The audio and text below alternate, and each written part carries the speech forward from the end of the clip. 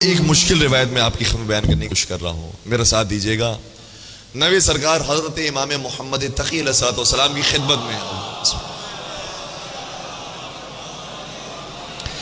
ایک صحابی آیا اور امام آخری زمانے کا ذکر فرما رہے تھے کہ آخری زمانے میں یہ ہوگا، یہ ہوگا، یہ ہوگا، اور اس کے بعد ہمارا جو آخری فرزند ہے وہ ظہور کرے گا۔ بیان کرتے کرتے امام نے فرمایا کہ جو حتمی نشانیاں ہیں وہ یہ ہیں، باقی غیر حتمی نشانیاں ہیں، ممکن ہے کہ وہ پوری ہوں، ممکن ہے کہ پوری نہ ہوں۔ جب حتمی نشانیوں کو ذکر کیا تو کہا کہ سفیانی کا خروج ہوگا، اور پھر روایت یہ کہتی ہے کہ باقی اور جو نشانیاں ہیں جس میں ہمیں معلوم ہے کہ قیام خراسانی ہے، مکہ اور مدینہ کے درمیان زمین کا دھس جانا ہے، دجال کا آنا ہے، یہ حتمی نشانیوں کے اندر بیان کیا گیا ہے۔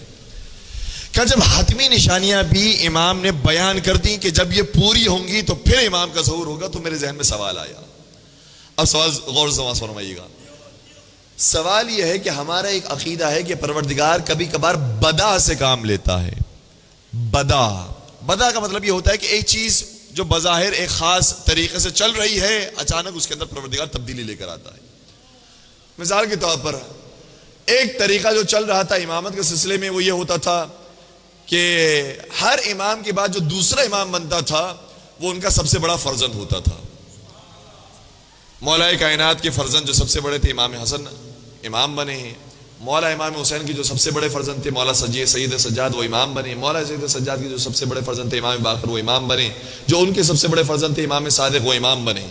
یہاں تک یہ سلسلہ چلتا رہا، لوگوں کے ذہن میں ایک سلیقہ آ گیا، ایک طریقہ آ گیا کہ جو سب سے بڑا فرزند ہوتا ہے وہ امام ہوتا ہے۔ لیکن جب یہ معاملہ امام صادق تک آیا تو پھر امام کاظم وہ تھے جو سب سے بڑے فرزند نہیں تھے۔ یہاں پر روایتیں کہتی ہیں کہ پروردگار نے بدا سے کام لیا، یعنی وہ ارادہ جو چلا آ رہا تھا لوگوں کے ذہن میں محفوظ ہو گیا تھا، اس میں تبدیلی واقعی کی کہا نہیں، اب بڑا بیٹا نہیں، جو حقدار ہے حقیقی حقدار، چاہے وہ بڑا ہو یا چھوٹا ہو، وہ امام بنے گا۔ امام کاظم علیہ السلام کی امامت ملی۔ یہ سلسلہ آگے بھی چلا، سید محمد کے حوالے سے بھی یہ بات بیان کی جاتی ہے کہ سید محمد سب سے بڑے فرزند تھے 10ویں سرکار کے، لیکن انہیں امامت نہیں ملی، 11ویں سرکار کو امامت ملی۔ اس طریقے سے یہ سلسلہ آگے بڑھا۔ تو کچھ معاملات میں پروردگار بدا کرتا ہے۔ سوال کرنے والا جو شیعہ ہے، جو عقیدہ بدا کو جانتا ہے، اسے سوال کیا، اے فرزند رسول مجھے بتائیے، حل یبدو فی المحتوم، کیا حتمی نشانیوں کے اندر بھی خدا بدا سے کام لے سکتا ہے؟ بات واضح ہو رہی ہے۔ جو حتمی نشانیاں ہیں وہ بھی بدا کا شکار ہو جائے اور وہ حتمی نشانیاں پوری نہ ہو، کیا ایسا ہو سکتا ہے؟ امام نے فرمایا نعم، ایسا ہو سکتا ہے۔ آگے یہاں تک۔ اب اسے دوسرا سوال کیا، کہنے لگا نخاف ان یبدو للہ فی القائم، اے فرزند رسول پھر مجھے خوف ہے کہ کہیں پروردگار 12ویں سرکار کے بارے میں بھی بدا سے کام نہ لے لے۔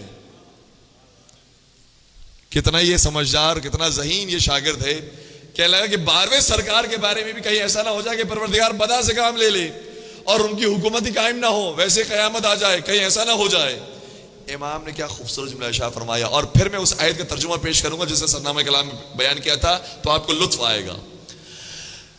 مولا نے ارشاد فرمایا کہ جب اس سے سوال کیا کہ کیا 12 سرکار کے بارے میں، ان کی حکومت کے بارے میں بدا ہو سکتا ہے، امام نے فرمایا کہ اس میں بدا نہیں ہو سکتا۔ کیوں؟ ان القائم فی المیعاد، کیونکہ 12ویں سرکار کی حکومت وعدہ پروردگار میں سے ہے، وعدہ الہی میں سے ہے۔ جس چیز کا خدا وعدہ کر لیتا ہے پھر اس کی وعدہ خلافی نہیں کرتا۔ قرآن کریم نے کہا ہے کہ ان اللہ لا یخلف المیعاد، پروردگار اپنے وعدے کی خلاف ورزی نہیں کرتا، یہ وعدہ ہے جو پورا ہو کر رہے گا۔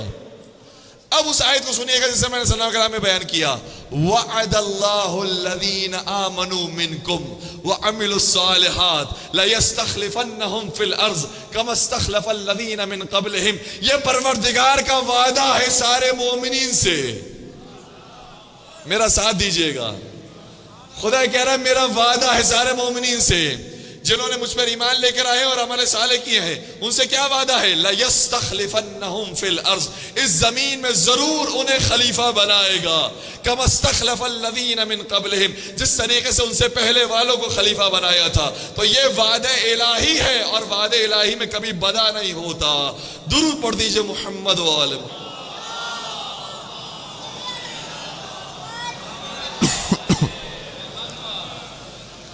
بات پہنچ گئی، کچھ مشکل بات تھی لیکن آپ نے میرا ساتھ دیا، اور الحمدللہ بات پہنچ گئی کہ 12ویں سرکار کی خلافت اور حکومت کے بارے میں بدا نہیں ہے، یہ وعدہ الہی ہے جو پورا ہو کر رہے گا۔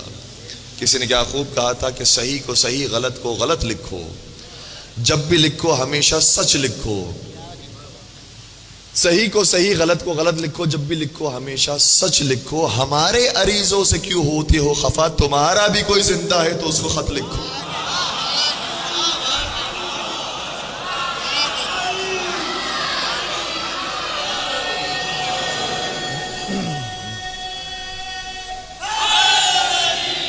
یا علی یا علی، تمہارا بھی کوئی زندہ ہے تو اس کو خط لکھو۔ تو سرکار امام زمانہ زندہ ہیں، حیات رکھتے ہیں، اسی سرزمین میں موجود ہیں، وہ ہمیں دیکھ رہے ہیں لیکن ہم انہیں دیکھنے سے محروم ہیں۔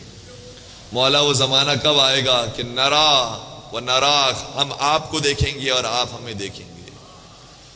مولا وہ زمانہ کب آئے گا؟